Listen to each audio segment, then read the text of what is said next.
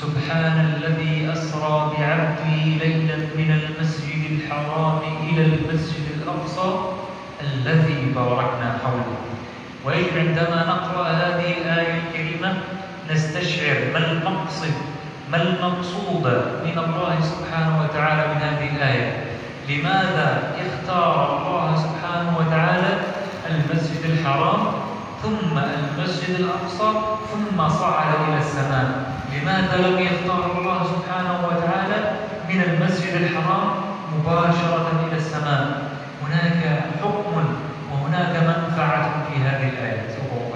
Nah, kemudian keutamaan dua masjid ini, Masjidil Haram dan Masjidil Aqsa, disebutkan di dalam surah Al-Isra ayat pertama, Subhanalladzi asra bi 'abdihi lailan minal masjidil haram ila al-masjidil aqsa alladzi barakna hawlahu. Yaitu di dalam ayat tersebut Allah Subhanahu wa taala mengisrakan Nabi Muhammad dari Masjidil Haram sampai ke Masjidil Aqsa. Kemudian dari Masjidil Aqsa Allah Subhanahu wa taala memi'rajkan Nabi Muhammad sallallahu alaihi wasallam. Ini menunjukkan bahwa ada manfaat yang sangat besar, ada nilai-nilai yang sangat besar di dalamnya. وهناك الحكم يقول أن ما زال المسجد الحرام في حال بخير أن الأمة الإسلامية سوف تبقى بخير. وكذلك مع المسجد الأقصى، إذا ما زال المسجد الأقصى في حال بخير ما زالت الأمة الإسلامية بخير. والله اختار الإسراء والمعراج من أفضل مكانين في هذه الأرض، المسجد الحرام والمسجد الأقصى، ليختار أفضل عبادة في الدين الإسلامي وهي الصلاة. Nah, kemudian beliau menjelaskan selama Masjidil Haram dan Masjidil Aqsa itu tegak di muka bumi ini, maka umat Nabi Muhammad SAW akan lanjut sampai hari kiamat. Maka dengan adanya Masjidil Haram dan Masjidil Aqsa, kita harus berkewajiban untuk menjaga Masjidil Aqsa dan Masjidil Haram dari serangan-serangan musuh-musuh kita. Jadi kita berkewajiban untuk itu sehingga umat Islam itu bertahan sampai hari kiamat. هذه أرض فلسطين، الأرض المباركة، أرض الأنبياء والرسل. قديم الزمان عندما كان الأنبياء يعذبون من قبل قومهم كان الله يوجههم أن يذهبوا إلى المسجد الأقصى أو أرض فلسطين. كمثال نبينا إبراهيم سكن فلسطين، ونبينا عيسى وزكريا ويحيى ولوط، ونبينا محمد زار فلسطين، وملك سليمان وداود، وتقريبا جميع الأنبياء سكنوا في فلسطين. هذه الأرض المباركة محتلة أكثر من 76 عاما من قبل الاحتلال الصهيوني. Nah, negara Palestina merupakan negara yang mubarakah karena di dalamnya ada Masjid Palestina. Di negara ini para nabi itu diutus oleh Allah Subhanahu wa taala. Mayoritas para nabi itu tinggal di negara Palestina. Salah satunya Nabi Yahya, kemudian Nabi Zakaria. Begitu juga secara khusus Nabi Muhammad SAW bersinggah di negara Palestina. وكذلك هذه الأرض منذ احتلال الصهيوني منذ 76 عاما ما زال أهلها يعترضون على العبادة، ما زال أهلها يعذبون لأنهم يصلون. ويجب أن نعلم أيضا الحرب بين فلسطين وإسرائيل واليهود ليست حرب من أجل دولة أو من أجل ولاية، إنما الحرب هناك من أجل عقيدة الإسلام، إنما من أجل دين الله تعالى. Nah, kemudian negara Palestina ini sudah kurang lebih 76 tahun dijajah oleh Bani Israel. Mereka itu mengganggu umat Islam beribadah terutama di Masjid Palestina. Maka dari itu kita sebagai umat Islam berkewajiban membantu dan mendoakan mereka supaya musuh-musuh Islam Islam ini dihancurkan oleh Allah Subhanahu wa taala. Begitu juga kita berkewajiban untuk membantu baik berupa materi maupun non materi. Ini merupakan perang keagamaan, perang akidah. Ini bukan hanya sekedar perang antar wilayah, antar negara, tetapi perang yang menyangkut dengan agama.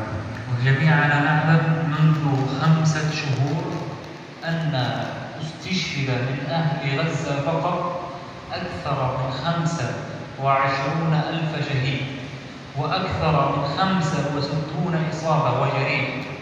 وهذه الأعداد المهولة إنها جميعا من الناس المدنيين ليس العسكريين وليس من الجيش الفلسطيني. Nah, sejak 5 bulan terakhir ini negara Palestina ini sudah diserang oleh Zionis Israel. Korbannya kurang lebih 2.500 syahid, ya, orang-orang yang mati syahid, dan juga kurang lebih 2.500 orang-orang yang mengalami luka parah. 25,000 ليس 205. Nah, 25,000 korban dari kelompok Madaniyin, yaitu masyarakat sipil. Nah, وهذا يحدث في غزة لأن هناك رجال يقاومون الاحتلال الصهيوني بقوة. لذلك هزموا في تاريخ 7 أكتوبر. لذلك اليهود أو الصهيونيين جن جنونهم وقاموا يقصفون المدنيين والأطفال في البيوت الآمنة والمستشفيات والجامعات والمدارس. Nah, jadi para pejuang kelompok Palestina ini, pejuang umat Islam, menyerang kelompok-kelompok Yahudi, kemudian mereka juga menyerang balik. Banyak yang dihancurkan, termasuk rumah sakit dan juga perguruan tinggi, dan juga masyarakat sipil yang diserang oleh orang-orang Yahudi. Jadi intinya orang-orang Yahudi itu menyerang negara Palestina itu secara membabi buta. ويجب أن نعلم أن إخواننا في غزة وفي فلسطين ما زالوا صامدين، ما زالوا صابرين محتسبين. هناك أسباب عديدة لصبرهم واحتسابهم. إحدى الأسباب لصبر أهلنا في غزة أنهم يتعايشون مع القرآن الكريم منذ الصغر. Nah, jadi keistimewaannya bagi orang-orang Palestina ini menghadapi musuh-musuh umat Islam, yaitu Zionis Israel, yaitu kesabaran. Mereka memiliki kesabaran yang kuat, sehingga itu mereka ketika menghadapi musuh-musuh Islam, yaitu dari orang-orang Zionis, mereka itu betul-betul memiliki kekuatan untuk bertempur dengan bekal kesabaran, dan juga mereka itu berpegang teguh dengan Al-Qur'anul Karim. فإن التعايش مع القرآن الكريم فيه تسهيل للأمور وتسهيل للرزق وفيه تيسير لأمور الحياة. ويجب نحن كأمة إسلامية أن نتعايش مع القرآن الكريم في شهر رمضان وغير شهر رمضان. ويجب أن لا نترك القرآن الكريم، حيثما قال الله تعالى: وما خلقت الجن والإنس إلا ليعبدون.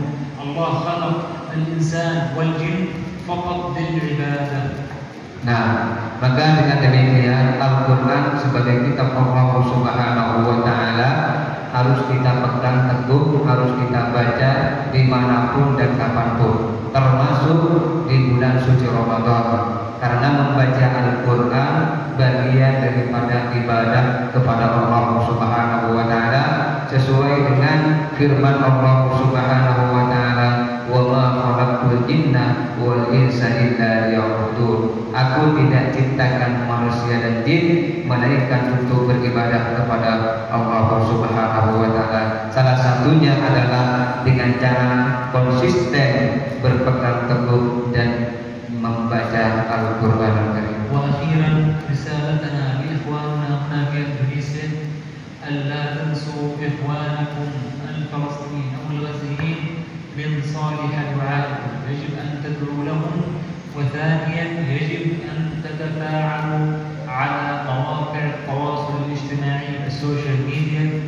بأن تنشروا ماذا يفعل الاحتلال في فلسطين. وآسف إذا كان هناك نقص في الكلمات، وآسف إذا تأخرت عليكم، والسلام عليكم ورحمة الله وبركاته. Nah, terakhir beliau berpesan kepada kita, dengan demikian kita sebagai umat Islam jangan sampai tansau, kita jangan sampai lupa untuk saling membantu saudara-saudara kita yaitu sesama umat Islam, yaitu kaum muslimin yang ada di Palestina. Membantu baik berupa materi maupun non materi, baik berupa uang dan lainnya maupun doa dan lainnya atau ilmu pengetahuan. Jadi ini merupakan kewajiban bagi umat Islam sesuai dengan firman Allah Subhanahu wa taala, ta'awanu 'alal birri wat taqwa wa la ta'awanu 'alal ismi wal 'udwan. Demikian sekedar yang